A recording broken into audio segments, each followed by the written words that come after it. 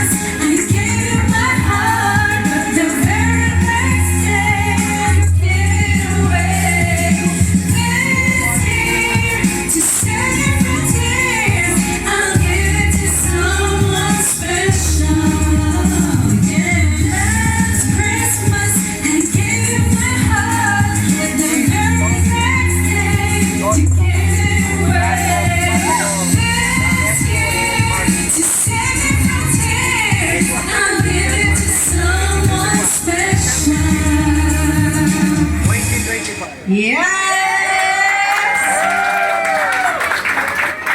So, ang prayer natin yung ating last Christmas ay maging mas better this year.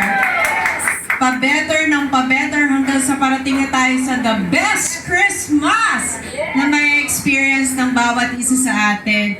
Nakakatuwa na bahagi tayong lahat ng F2N family dahil hindi lamang ito isang produkto na dapat ma-experience at ma-share natin sa ating mga kababayan, but ito ay isang produkto na kailangan nila sa pang-araw-araw na pangkabuhayan dahil sa panahon ngayon, ako grabe, napakaraming may sakit, usong-uso ng iba't ibang klase ng sakit. So napakaganda na meron tayong F2N na lahat ng produkto ay nakakatulong para sa ating kalusugan. Hindi mo ba?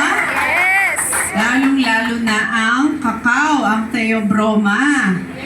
Diba? Pampabata for the stem cells. Yun ang mga gusto natin. Kaya mga member ng F2N talagang pabagets ng pabagets. Kulang na lang para mga sanggol na yung itsura nyo pag nakita na tayo. Wali, paatras ng paatras ang mga edad ninyo. Pero totoo yan dahil ang kakao, ang dark chocolate, isa sa mga benefits niyan ay mag-produce ng stem. Pwede po ninyong kontakin si Coach Mary para sa detalye. Your opportunity is our priority.